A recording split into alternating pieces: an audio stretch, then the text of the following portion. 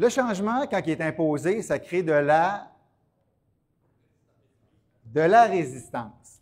Mais même quand un changement est décidé, tout le monde se pose la question, qu'est-ce que j'ai à gagner ou qu'est-ce que j'ai à perdre par rapport à ça? Tu sais, tu peux rester en couple par amour ou parce qu'un 4,5 coûte plus cher qu'un rein sur le dark web.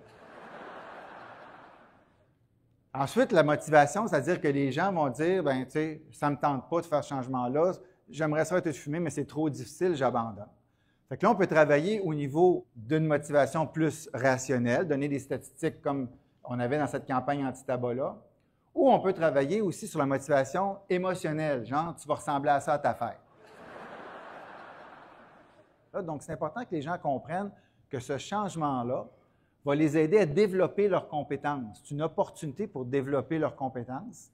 Aussi, on va favoriser l'autonomie, puis on va valoriser la participation en groupe. Mais le rôle d'un gestionnaire, c'est quoi? C'est de favoriser l'autonomie des gens. Donc, l'idée, quand quelqu'un vient me voir, bien, mon réflexe, ça devrait être plutôt de dire, bien, OK, c'est quoi ton plan par rapport à ça?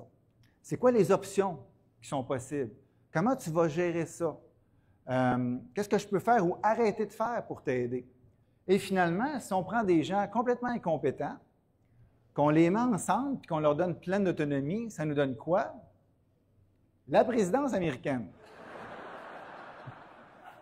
Je dirais que si vous n'êtes pas stressé, c'est peut-être parce que vous ne laissez pas assez d'autonomie aux gens. Parce que oui, c'est stressant de déléguer quelque chose à quelqu'un. Ça se peut aussi, quand on fait un changement, que la réalité ne ressemble pas tout à fait à nos attentes, hein, parce qu'on s'est fait un plan, on s'est imaginé quelque chose, et puis là, on le fait pour vrai, puis là, Fait que, la recette du bonheur, c'est ça, hein, ça vient de l'écart entre la réalité et les attentes. Donc, si j'ai des attentes élevées par rapport au changement et que les résultats ne sont pas clairs, ça se peut que mon niveau de bonheur diminue. OK? Donc, ce qu'on peut faire, c'est qu'on peut demander aux gens, aux membres de l'équipe, sur ce baromètre émotionnel-là, de dire, toi, tu te sens comment présentement par rapport au changement? Un autre truc qui fonctionne super bien, des coups de 2 par 4. Un employé qui reçoit un coup de 2 par 4, il s'en rappelle. Ou pas, ça dépend comment fort. Alors, c'est quoi un coup de 2 par 4? C'est que vous allez identifier 2 comportements et votre objectif, c'est de prendre en flagrant délit au moins 4 personnes en train de faire ce bon comportement-là durant un intervalle de temps donné.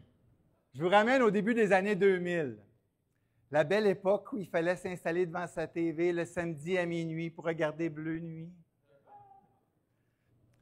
Un autre grand sage a dit,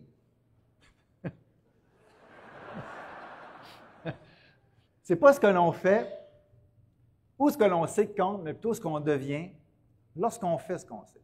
Donc, ce n'est pas juste ce qu'on fait ou ce qu'on sait qui compte, mais ce qu'on devient quand on fait ce qu'on sait. Les Rolling Stones. Pour les plus jeunes, les Rolling Stones, c'est un peu comme Guns N' Roses ou Eminem des années 60-70. En conclusion, le changement, ça fait réagir. Fait que comment on peut transformer cette réactivité-là passive en proactivité? On va s'intéresser au C. Puis le C, c'est quoi? Le C, c'est la curiosité. Donc, comment on peut déplacer le C? Comment on peut se dire, comment je peux utiliser ce changement-là comme une opportunité de grandir?